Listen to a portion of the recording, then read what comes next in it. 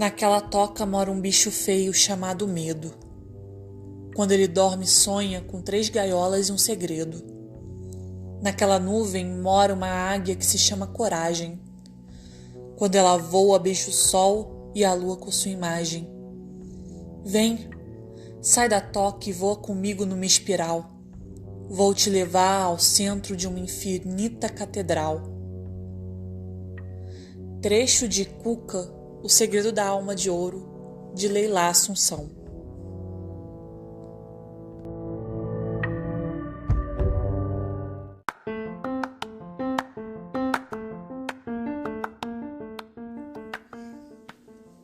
Olá, bem-vindos à nossa caixa de memórias femininas na arte do Brasil.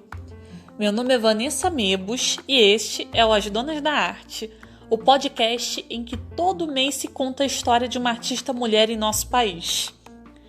Comecei com um trecho de uma peça chamada Cuca de Camaiurá, ou Cuca, O Segredo da Alma de Ouro, minha peça favorita desta grande dramaturga que escreve desde a década de 60. E a primeira peça dela foi praticamente um testemunho do golpe de 64. Essa primeira peça, no caso, foi Vejo o vulto na janela, me acuda que eu sou donzela. Enfrentou a censura durante a ditadura militar e o machismo da época, mas não se calou. Hoje em dia, quando falamos em teatro de contestação, nós só lembramos de autores homens, mas a dramaturgia teve um rico acervo de autoras mulheres também. O As Donas da Arte de julho e de agosto vai contar a história dela, que completa 77 anos de vida no próximo dia 18 de julho. O nome dela é Leila Assunção.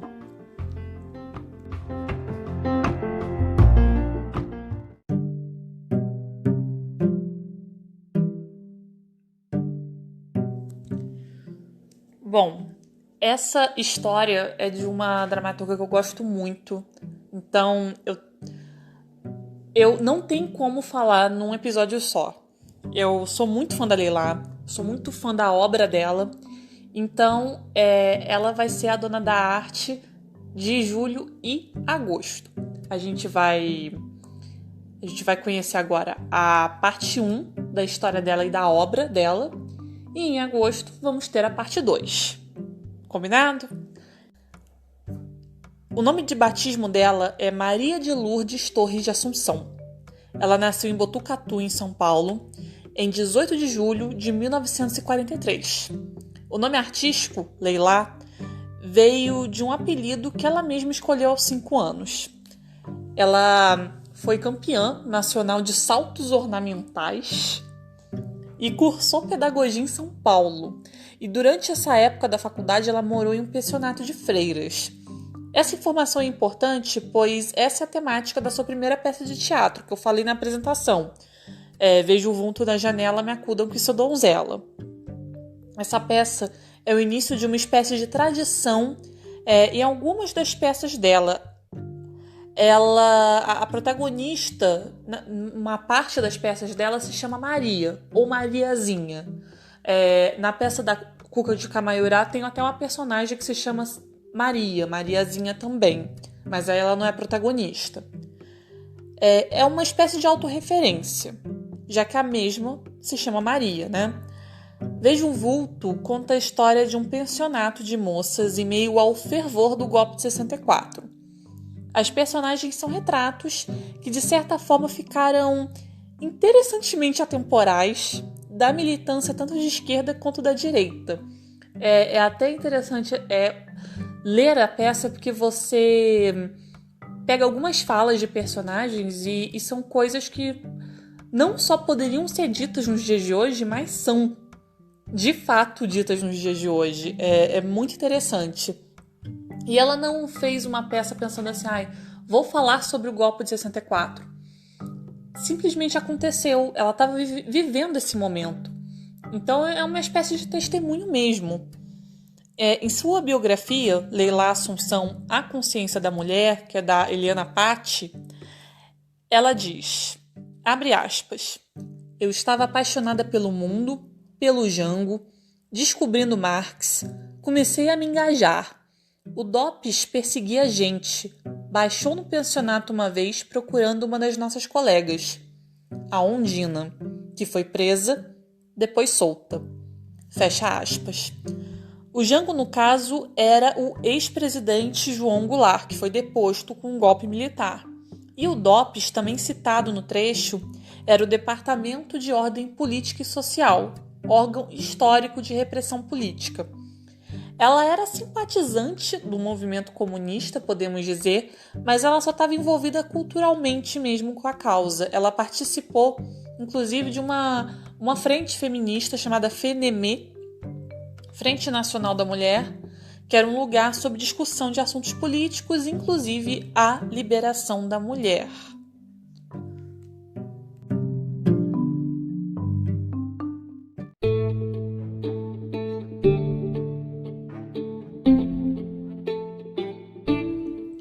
Mas nem só de escrita e de dramaturgia foi a vida de Leila Assunção.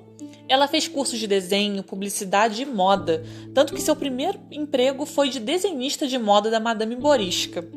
E foi com seu primeiro salário desse emprego que ela comprou uma máquina de escrever e escreveu em uma só noite a peça Fala Baixo, Senão Eu Grito, uma das suas peças mais famosas e seu primeiro grande sucesso. Abre aspas. Quase não tem carpintaria e é um texto todo emocional. A história de uma solteirona que está no seu quarto de pensionato, de madrugada, quando entra um ladrão. Esse homem acaba não com suas joias, mas com seus sonhos e ilusões. Fecha aspas. Quem interpretou a protagonista, Mariazinha Mendonça de Moraes, foi Marília Pêra. E como você percebeu, a protagonista mais uma vez se chama Maria, né?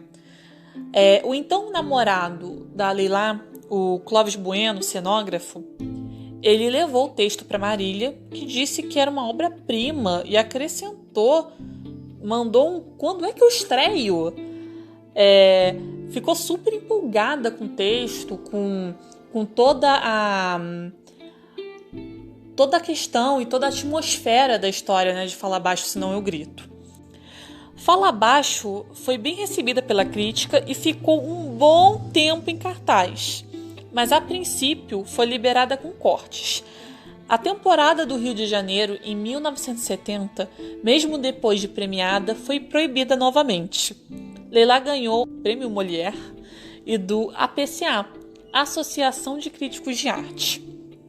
E com o dinheiro que a Leila e o namorado dela, o Clóvis, ganharam com o Prêmio Molière, ele também ganhou como o melhor diretor, inclusive, eles passaram um bom tempo na Europa, vivendo como hippies, uma experiência de vida marcante, uma viagem da contracultura, porque estavam eles, né, mudando seus costumes. Em Londres, eles encontraram o Caetano e o Gil, Caetano Veloso, Gilberto Gil, que estavam exilados nessa época, e saía com a corte deles, com a turma deles. E a Leila também participou do Demiurgo, do Jorge Maltner, que é um documentário, né? Dizem que é o único documentário filmado sobre o exílio político de uma série de artistas brasileiros.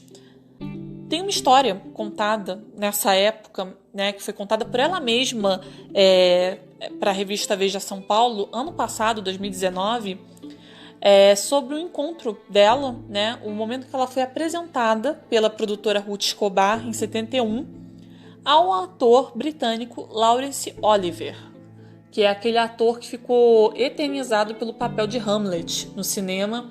Dizem que é um dos maiores, se não o maior ator britânico de todos os tempos. E aí a Ruth Escobar pegou ele pelo braço e apresentou a Leila como a dramaturga brasileira Leila Assunção. O Laurence fechou a cara, irritado, e cortou qualquer assunto. Ele disse que ela era bonita demais para ser dramaturga. E nem sequer cumprimentou. Ela, obviamente, ficou péssima. E essa história eu coloquei muito para ilustrar, né, como ela, na dramaturgia, ela teve que enfrentar um período ditatorial e ela teve que enfrentar também um machismo, né?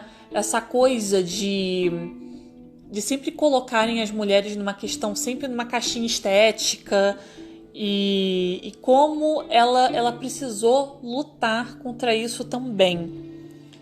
Ela precisou de muita força para driblar esses comentários machistas e seguiu escrevendo suas peças.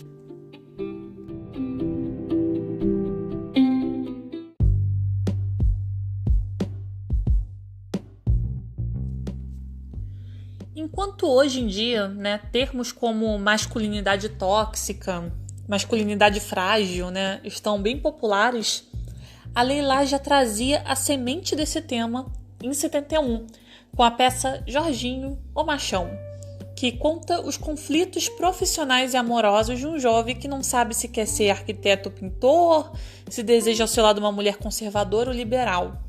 Segundo a própria, Jorginho era a semente do homem de hoje, no caso, no homem daquela época, né? Mas a gente, lendo a peça, dá pra perceber que ainda há muito de Jorginho nos homens de hoje. Tem dois personagens, tem o pai do Jorginho e o Jorginho. Eles têm umas falas extremamente machistas, mas infelizmente muito, muito comuns. A peça Jorginho Machão, juntamente com Fala Baixo Senão Eu Grito, e a peça Roda Cor de Roda, que eu vou falar daqui a alguns segundos, elas estão numa espécie de trilogia da família. É uma versão irônica, talvez, da tradicional família brasileira? Talvez, eu considero isso. Em 75, a Leila escreve Roda Cor de Roda. Roda Cor de Roda aborda, à sua maneira, um dos temas mais contundentes do feminismo naquela época. A situação da mulher como esposa e mãe dentro da família, narrando a rebelião de uma mulher ante a tradicional dupla moral masculina. Centrada basicamente na reivindicação feminista do direito à igualdade de oportunidades em termos de distribuições de papéis domésticos e sexuais, a comédia se utiliza de um verdadeiro jogo carnavalesco, nas palavras da pesquisadora Elza Cunha de Vicenzo, em sua tese Um Teatro da Mulher, que por sinal virou livro. A peça ela exibe uma inversão total desses papéis e da costumeira relação triangular mulher, marido e amante. A peça ela fazia uma crítica também ao Código Civil brasileiro, tanto que a advogada Silvia Pimentel, ao assistir ao espetáculo, o considerou uma notável contribuição e escreveu uma carta dizendo que se posicionaria para alterar o código. E a censura, obviamente, foi implacável, né, sobre essa peça, e a Leila fala sobre isso também. Abre aspas. Estávamos em 75 e a censura me chamou a Brasília. Quase fui assassinada, mas a peça fez um sucesso enorme e ficou 1 ano em cartaz, apesar de proibidas várias vezes. A censura destruiu, mutilou, acabou com a peça. Eu ia a Brasília para discutir meus textos, liberá-los, insistia, discutia até conseguir liberar. Queriam me cortar um termo. Eu falava não significa isso, mas sim aquilo outro. Nessa peça havia uma festa com um monte de doces, como brigadeiro, cocadinha. Queriam cortar o brigadeiro, achando que eu estava dando indireta para as Forças Armadas. Vê se pode. Eu mandei que o censor escolhesse o doce. Disse a ele: meu senhor, pode cortar o brigadeiro e colocar seu doce predileto. Não entendiam nada. Era desgastante. Um absurdo ter que ir a Brasília para discutir esse nível. Fecha aspas. Para você ver como Leila lutava pelo seu texto, pelo direito de contar as suas histórias.